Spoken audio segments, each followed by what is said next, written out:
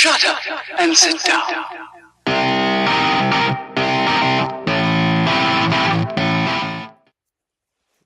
Oh, hello and welcome to a North Wales side-by-side video. What I'm going to look at tonight is the very complicated rulings on MOTs on electric vans, and specifically the bigger vans like long wheelbase Sprinter, the big Transits, your Renault Masters, your bigger Vicos. Anything that with a diesel engine would weigh 3,500 kilos. But these electric vans don't weigh 3,500 kilos. They weigh 4,250. But that makes things a little bit complicated.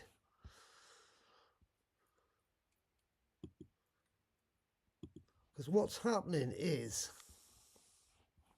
because they are heavier, they now fall under a different ruling. Electric vans that weigh 4.25 tonnes, which is 4,250 kilos or more, have to undergo an MOT test every year, rather than an MOT at the 3rd anniversary of registration date, where your normal van, say you bought a long wheelbase Sprinter diesel, gross weight 3.5 tonnes, 3,500 kilos, wouldn't go for an MOT until it was 3 years old. That's not what happens with the electric vans. Because they weigh 4.25, they now come under heavy goods vehicle test rules. And the government are treating them as heavy goods vehicles. So the test facilities are totally different.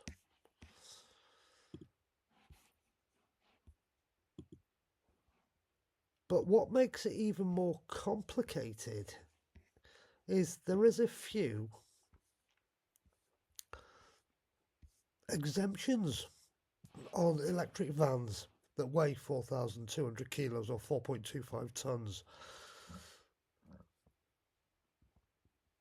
They're known as ZEGV. That's what they're classed as.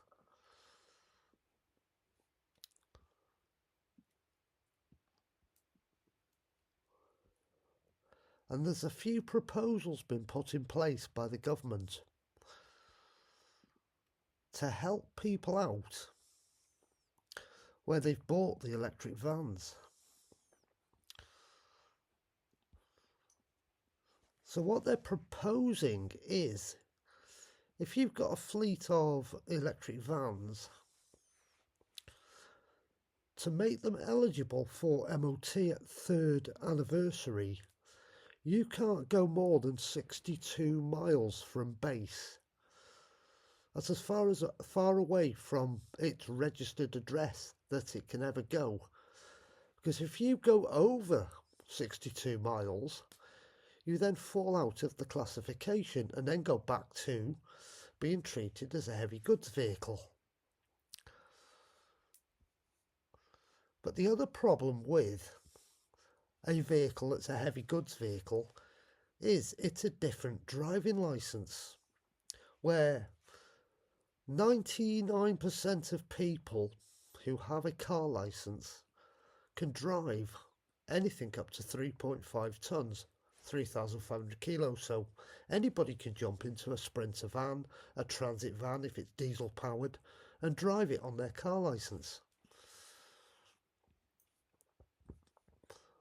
But technically, you can't do that with an electric van unless, like I said before, you go no further than 62 miles from its registered base. So, what are the other problems with driving one of these electric vans that's 4.25 tonnes? You then come into the rulings of tachograph. So now you have to abide by the laws of driving with a tachograph in the van. You are also speed limited to 56 miles an hour, which I always thought when I've been looking at these electric vans, why do they only ever do 55 or 56 miles an hour? This is the reason why. Because they weigh more than 3.5 tonnes and they fall into the heavy goods vehicle classification.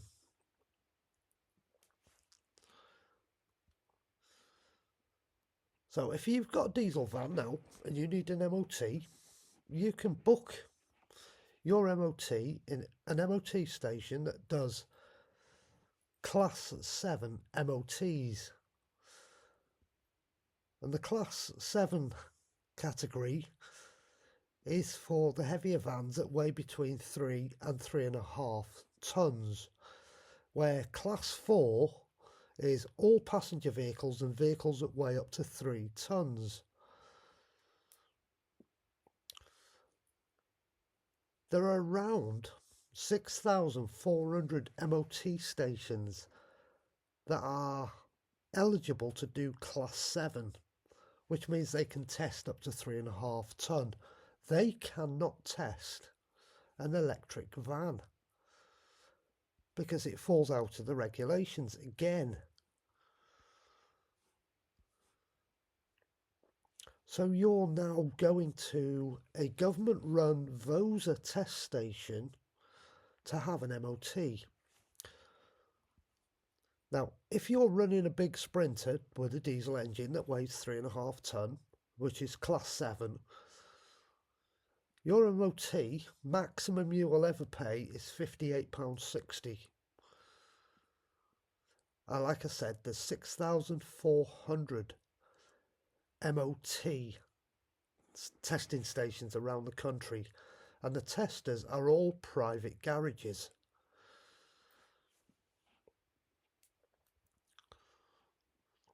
Now, when it comes to these electric vans which fall into the HGV testing rules, the test is done yearly from the day the vehicle's registered. So if you buy it, say in January 24, or you fall foul and buy a pre-registered van that they haven't sold for 11 months, you're straight to an MOT test station to use the van. That's going to cost you £146, and that only 500 of these HGV test centres around the country, and it's the DVSA that run the test stations, and the test is a lot more stringent than a Class 7 test. So you can see where there's a lot of things that you need to look into with these electric vans. Limited on mileage, limited on range when you load them up anyhow. You've got to find a test station that can test your vehicle, and it has to be pre-booked, and there is a long waiting list, and sometimes it's weeks to get them booked in. How far away is the test station, and can you get to the test station on a charge? Chances are you can't unless you live close to it. You're also on a tachograph. Your maximum driving time is 10 hours. But you also have to have breaks in that 10 hours and abide by the tachograph rules. So yeah, they're a bit of a joke. They're an absolute, utter joke. So if you're considering an EV, be very, very careful. and look into it carefully. Limited range, especially when they're loaded up. They only do 55 to 56 miles an hour, and they fall into HGV categorization. And do you have the correct license to drive that van? And if you don't, you're limited to 62 miles from base to drive it on your car license. So they're a bit of a joke. They're a waste of time. They're a waste of space, and they should not be allowed. That's all I've got to say on them. Be very careful if you're considering one.